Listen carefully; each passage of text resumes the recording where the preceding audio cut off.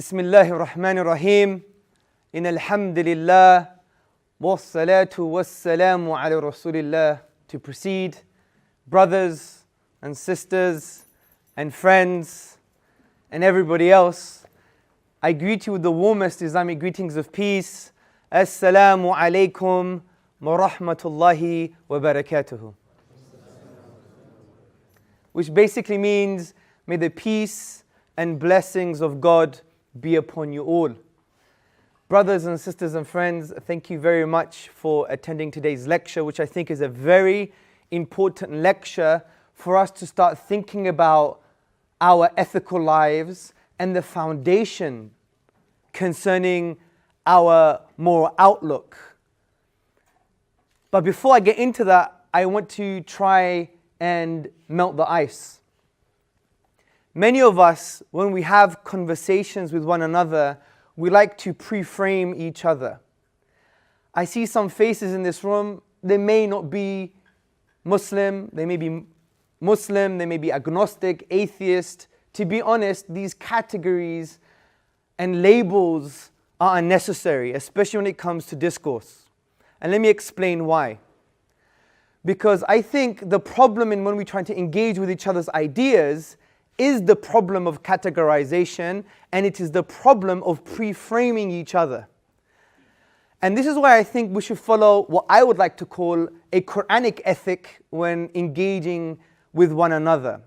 Interestingly, in the Quran, in the 2nd chapter, God, He announces that He's going to send down a man on earth as a vicegerent to take care of the planet. And the angels, they say, essentially, hold on a second. You're going to bring someone down that's going to create bloodshed and misery and war. And God says, I know that which you don't know. Now when we ponder upon these verses, and we don't just become desert romantics and sit back on the deck chair, touch the sand, look at the stars and write poetry to our beloved.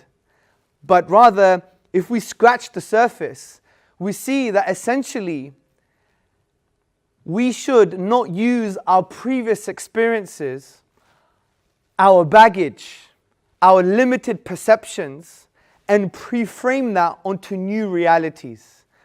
Because, for example, I could do this test in this room and say to the Muslims, when you think of the word atheist, what comes to mind?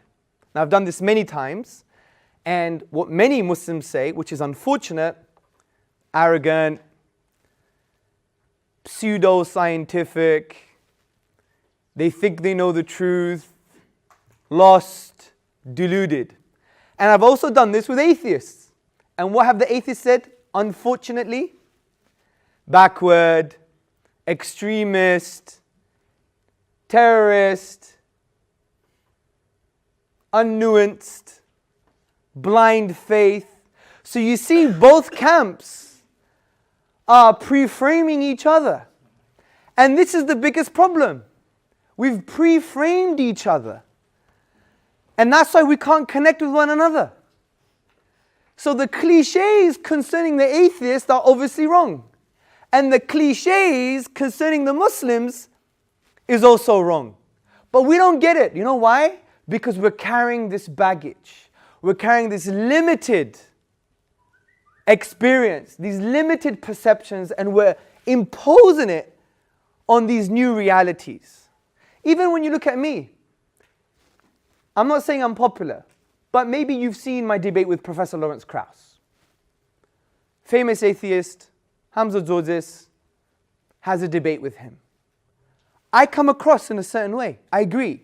At times I come across arrogant, at times humble, at other times a little bit confused. There's a whole myriad of emotional dispositions coming out. So I don't blame you if that's the only thing you saw and you came to this room and said, right, I'm going to get this guy. And that's why I really want to focus on this psychological element in the beginning, because it allows us now to listen to the words and the meaning that they represent, and not the personality or the emotions or our previous narrative. Imagine all human beings did this. We will all fall in love, right? So I think it's very important for us to connect that way. Insha'Allah, which means God willing. So today's topic, brothers and sisters, is if good and evil exist, then God must exist. And this is the summary of today's argument. If what we mean by good and what we mean by evil, if we mean those things in an objective sense, then God must exist. Let me give an example of what we mean by objective. Imagine I had my 6-year-old son here, Zachariah, and all of a sudden, I pulled out my AK-47 and I shot him in the head. And I went, I think everybody, intuitively and within ourselves, even if we sideline our emotions, we would say that is not only immoral and evil, but it is objectively immoral and evil. Regardless if the whole room had a consensus and said, no, actually, according to his beliefs, according to his upbringing and his culture, it could be morally okay. I don't think anyone in this room is prepared to say such a thing. So we have this sense of ought within us, inbuilt, that we know some things are grey. Other things, there's no compromise. This is objectively, morally wrong, regardless if the whole of Cardiff, the whole of the UK, the whole of the world, or the whole of the universe came together and said, no, it is actually a good thing to do. You would still stand and say, no, it is an objectively, morally wrong thing to do. This is objective evil. My argument today is, if that's true, if we start with this axiom, which means a self-evident truth, and we'll build upon that premise, then God indeed exists. And I'm going to explain this. But I want to really be nuanced here and tell you what we are not saying. Number one, we are not saying the following: you can't be an atheist and display moral or good behavior. That's ridiculous. Some of the nicest people I've met are atheists. Like Professor Richard Norman. Had a discussion with him a few years ago. Great guy. You could have a pint of milk with him any day. Just to make it Islamic, because we don't drink. The second thing we are not saying, you have to believe in God to have moral traits, such as defending the innocent and feeding the poor. Of course not. Many atheists work for volunteer organizations. Many are activists, especially for liberal movements that want equality and rights and human rights for many countries. So they have their sense of what they think is right.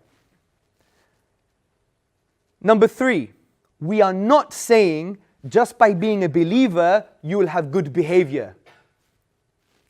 You know this, Muslims, right? It's in our families, in our homes. We have issues. We're human beings. Nobody's perfect. So we're not saying these things in this argument.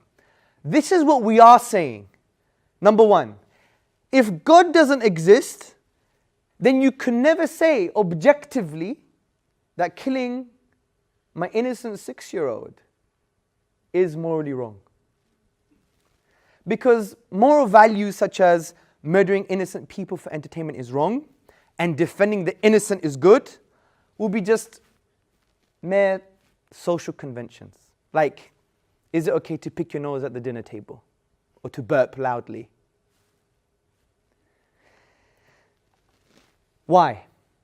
People are thinking now, but why is that the case? Why is it the case that in order for me to assert that killing an innocent 6-year-old is objectively morally wrong, why is it the case for me to assert this, then God must exist? Why?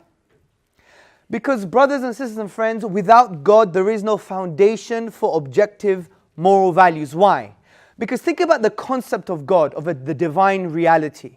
The concept is that you can't really attribute subjectivity to this concept because God transcends human subjectivity by definition. He is the only kind of conceptual anchor point that transcends human relative and subjective perspectives.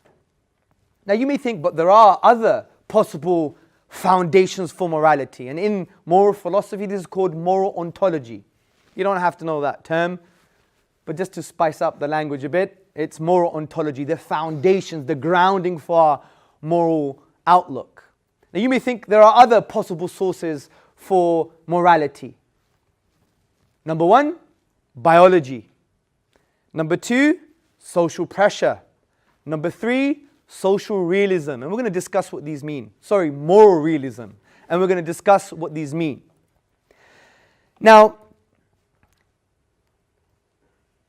what's an interesting atheist position, before we get into the other alternatives, is that some academic atheists have said, you know what? It's true. If you remove the divine out of the picture, we can never assert, according to our framework, our model, our worldview, our atheistic philosophy, if one exists. You can never assert that there are objective moral values, or that's objectively evil, or that's objectively good. You can never assert this. Some academic atheists have asserted such viewpoint. They said it's just all relative. For example, the late Professor J.L. Mackie, in his book Ethics, Inventing Right and Wrong, he says the following on page 15, and it was published by Penguin. He says, there are no objective values. The claim that values are not objective, are not part of the fabric of the world, is meant to include not only moral goodness, which might be most naturally equated with moral value, but also other things that could be more loosely called moral values or disvalues, rightness, wrong and wrongness, duty, obligation, and actions being rotten and contemptible, and so on. So essentially, J.L. Mackie is saying we can't really establish an ontological basis, a foundation to ground our morals so we could assert that they are objective. And that's what he felt concerning the atheistic position. And it is no wonder Professor Ian Markham explained in his book Against Atheism, God explains the mysterious ought pressing down our lives, and God explains the universal nature of the moral claim. As God is outside of the world, God the Creator can be both external and make universal commands. So let's get into the alternative options. What about biology? Can biology or evolution or natural selection form an ontological grounding, the rational foundations to really peg our moral values, what we think is absolutely right or absolutely wrong? Can biology become that foundation to ensure we can say that killing Zachariah is morally wrong, objectively, regardless if the whole world came together and said it was right? Well, let's see. And let me start with an interesting example that Charles Darwin actually called an extreme example in his book, The Descent of Man and Selection in Relation to Sex. He says, if men were reared under precisely the same conditions as hive bees, there can hardly be a doubt that our unmarried females would, like the worker bees, think it a sacred duty to kill their brothers, and mothers would strive to kill their fertile daughters, and no one would think of interfering. Because if we were just a reaction to social biological conditioning, then if we were reared like the hive bees, then we could be doing these things that we now consider immoral. Take, for instance, if we were to be reared just like the nurse shark. The nurse shark actually wrestles with its mate, which is tantamount to rape. So if we were reared according to the same conditions as the nurse shark, then we wouldn't be saying rape is morally wrong. This was Charles Darwin's view, in terms of giving an extreme example to say, well, if we were just a reaction to social biological conditioning, then there is a particular issue. It doesn't ground it objectively because it's relative to biological changes. It is no wonder Michael Rules, the philosopher of science, is an atheist also, in his Evolutionary Theory and Christian Ethics in the Darwinian Paradigm. He says, morality is a biological adaptation no less than our hands and feet and teeth. I appreciate that when somebody says, love thy neighbor as thyself, they think they're referring above and beyond themselves. Nevertheless, such reference is truly without foundation. Morality is just an aid to survival and reproduction. Any deeper meaning is illusory. This is his views, and he is an atheist.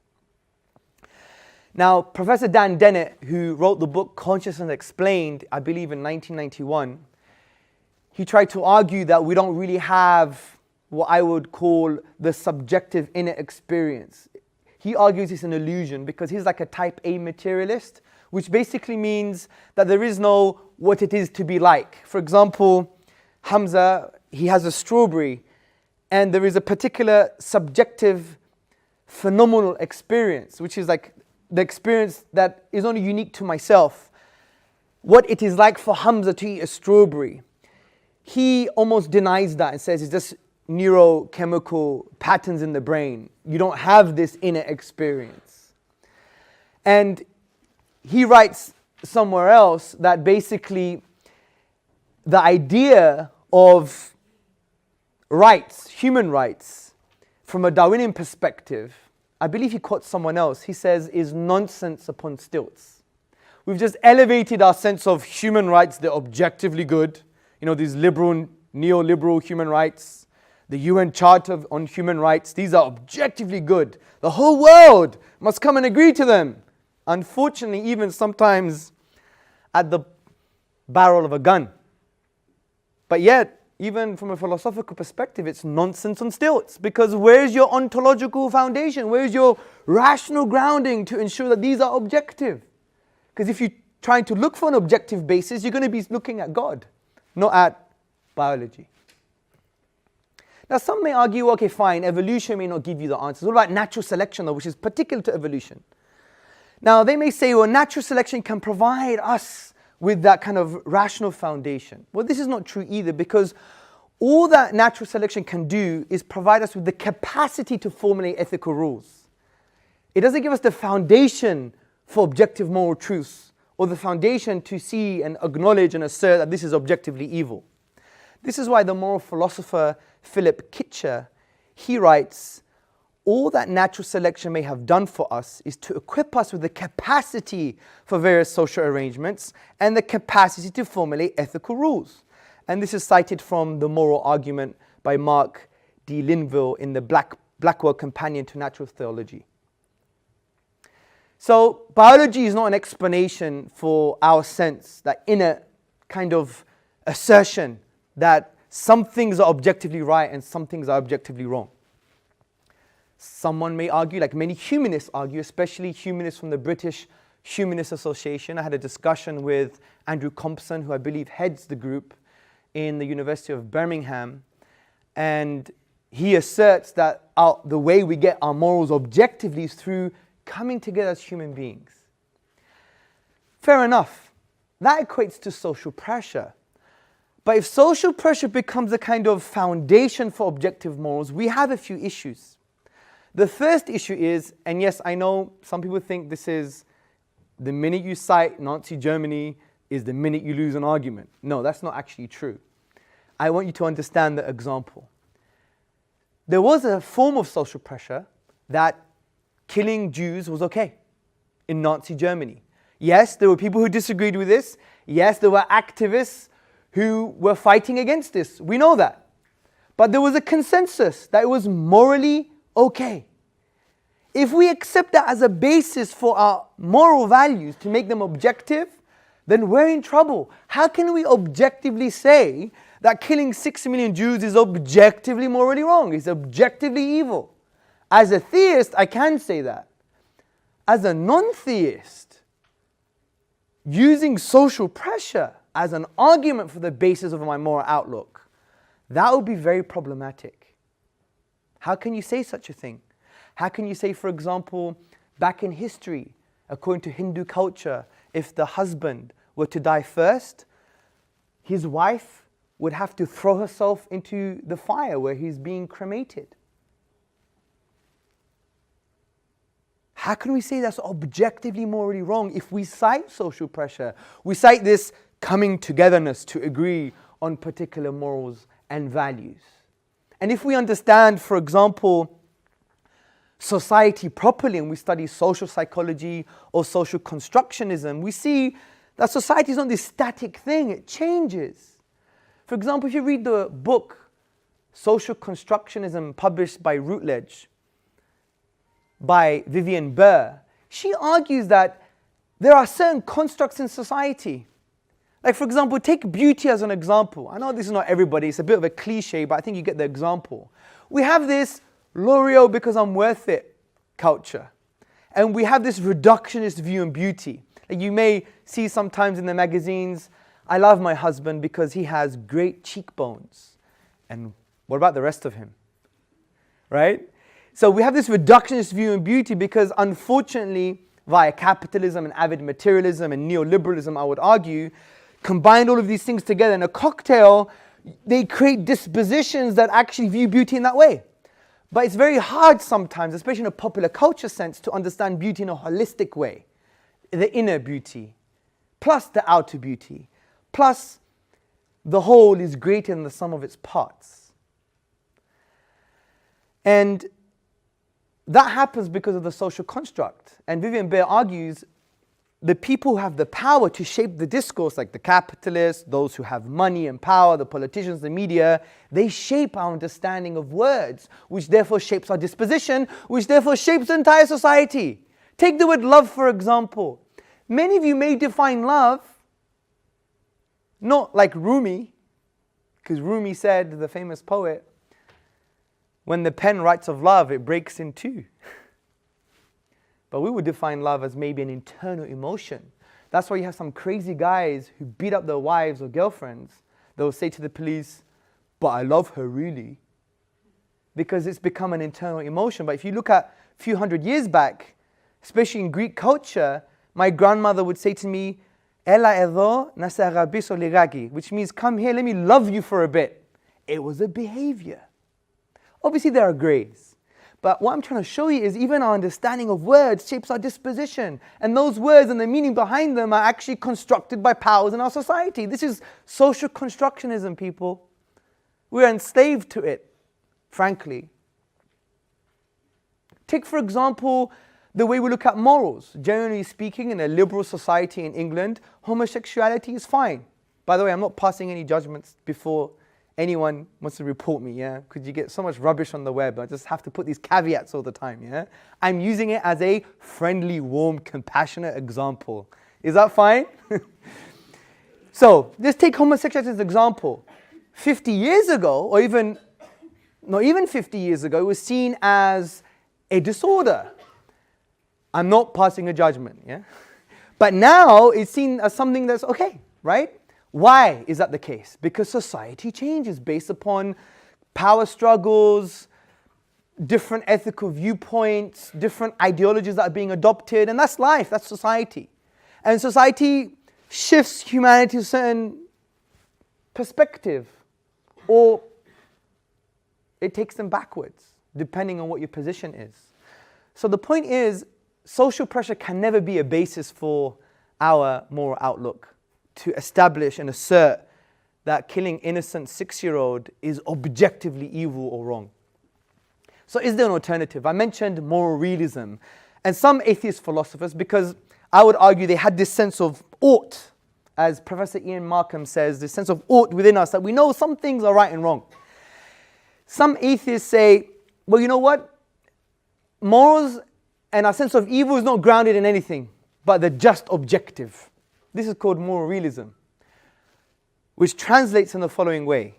Morals are objective. Evil is objective because it just is. They just are. Frankly, that's not an argument. I can say Islam is the truth because it just is. Muhammad sallallahu alayhi wasallam, upon whom be peace, was the final prophet because he just was. That's not an argument. That's, in my humble view, trying to have your philosophical cake and eat it. But also, with moral realism, how does that give you a sense of obligation? From just asserting their objective, how does that now translate into an obligation for me to be merciful or for me to be just? It doesn't translate. If there was a divine command, therefore you have an obligation. But in absence of the divine command and you're just asserting the morally objective, then how does it make sense of now moral duty? Moral realism doesn't make sense of moral duty. So I would argue the best foundation, if we do believe in this, and this is an assertion, this is a self-evident truth, an axiom, that there are some things that are objectively good and some things are objectively evil. If that's true, it necessitates God's existence, because God is the only ontological foundation, the only rational foundation, the only foundation to ground morals to establish that they will become objective. Now, some people argue, like Richard Dawkins and Professor Lawrence Krauss and others, they are what you would call consequentialists. Now, this doesn't really deal with moral ontology, it's more of moral epistemology, how we get to know what is good and bad, which is not my argument. Mine is about the foundations. But I want to bring this in because some people actually argue, well, you know, we don't need religion to know what's good or bad. That's not my argument. Don't conflate moral ontology with moral epistemology. I'm not saying how you get to know what morals are. I'm saying what are the foundations of morals? They're two different things. And sometimes when you have discussions with Richard Dawkins, Professor Lawrence Krauss, they think you're talking about how to get to know morals. No. But I want to talk about consequentialism because, frankly, I just want to bash it for a bit, yeah? Consequentialism, I argue, from an epistemological perspective, how to get to know morals is actually quite absurd. Because it basically asserts that an action or something is moral because of its effect, something is evil because of its consequences. My argument is, what criteria do you have to assess the effects of the particular action? And not only that, it leads to moral absurdities. It does.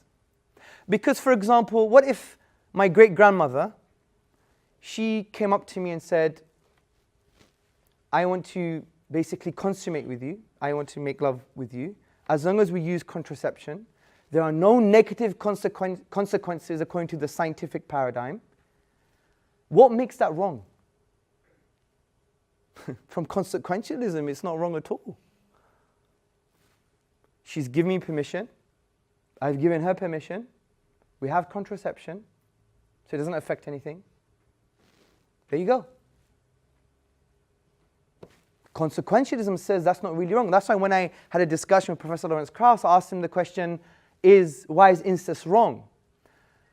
I didn't actually want to pass a judgment. I asked him, I wanted to find out his foundations, but then he said, although he said, and to be fair to him, he found it a bit abhorrent and he wouldn't advocate it, but he said he could not say it's absolutely morally wrong if a brother and sister came together, they fell in love, and they used contraception, it was only once, I could not say it was absolutely morally wrong. Because he's a consequentialist. And I think we're moving more down this consequentialist route, especially in the Western world. And I think it's a very dangerous position. It's a very dangerous path to take because it leads to these type of moral absurdities. And you can think of greater, worse ones. Actually, I have worse ones as examples, but because of some young angels in this room, I don't want to offend anybody. But you can logically follow what I'm trying to get at here.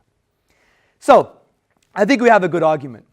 But some people claim, what about the famous dilemma, Plato's dilemma, also known as Euthyphro's dilemma? And this is the dilemma. It says, well, you argue that God is the only basis for objective good and evil. Well, is it good because God commanded it, or is it good because of the commands of God are good? There's a problem. Because if you say it is good because God commanded it, then therefore morality in a way is arbitrary. God could say, kill all 55-year-olds and above. Right? He could say that, and by that definition, it could be good. But then that doesn't really agree with our sense of ought, that some things we do agree are objectively morally good and objectively morally bad. Now if you say, oh, is it good because the commands of God are good, then you already know what good is and you're judging God's commands. So you already know what good is. So there's a dilemma. Where do we go? I believe this is a false dilemma. We could chop it in half and have a third alternative. And it's summarized best by Professor of Philosophy Shabir Akhtar in his book, The Quran and the Secular Mind, published by Routledge. On page 99 he says, there is a third alternative, a morally stable God of the kind found in Scripture, a supreme being who will not arbitrarily change his mind about the goodness of compassion and the evil of sexual misconduct. Such a God always commands good because his character and nature are good. So his commands are good because they are derivatives of the divine will, and the divine will is that he is good. Now you may argue, well, why is God the definition of good? Because you're assuming God, by definition, is the definition of good. Well, I think it's easy to understand, because if God is the only being worthy of worship, then the only being worthy of worship is the morally perfect being. So therefore, moral truths are derivatives of his divine will. This is no wonder Richard Taylor, in Ethics, Faith and Reason, he says, contemporary writers in ethics who blithely discourse upon moral right and moral wrong and moral obligation without any reference to religion are really just weaving intellectual webs from thin air, which amounts to saying that they discourse without meaning. Now, let me give you the Islamic basis for this argument. Now, Islam, especially when you read the Quran, many verses imply that good and evil have an objective nature. Okay? For example, the Quran says in chapter 4, verse 78, if any good reaches them, they say this is from God. But if any evil befalls them, they say this happened because of you. Say all things are from God. What is wrong with these people that they do not understand any word? So the verse itself assumes that that good is actually good and that evil is actually evil. So it's not basically saying that good that may be relative. It's saying it's good because it transcends human subjectivity from this perspective, because the divine verses, we believe, are universal. And it's no wonder Ibn Taymiyyah, the 14th century theologian, he said, God commanded and prohibited according to his knowledge of the benefits and detriments to servants in the command, the prohibition, the thing commanded and the thing forbidden. Essentially saying that his commands are derivative of his will. And his will it doesn't go against his own nature, which is the wise, the knowing, al-Qudus, the holy, the good. And this is why if you refer to Quran chapter 59 verses 22 to 24, you see that God refers to himself as the perfect, as the holy. So therefore, by definition, he is the definition of what is good and perfect and holy.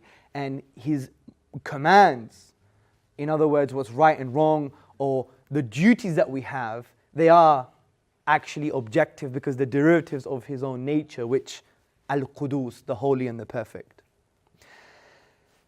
And that's why I would argue it's no wonder John Mark Reynolds, he says in a blog, morally, the new secularists cheat at every turn. They believe in doing right, but never ground it in anything.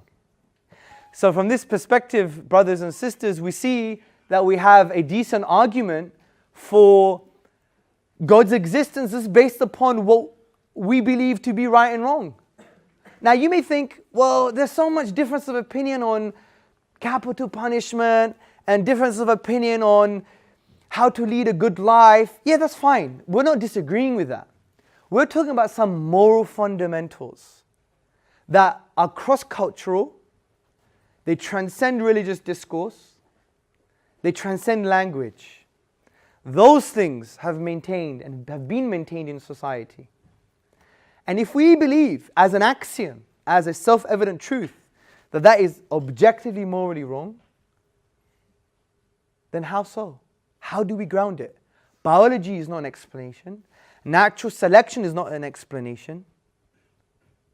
Social pressure is not a foundation to ground these morals objectively. The only thing available is actually God. Because God, by definition, transcends human subjectivity. Now you may think, well, there are other options, Hamza, you haven't mentioned all the other options. Fair enough.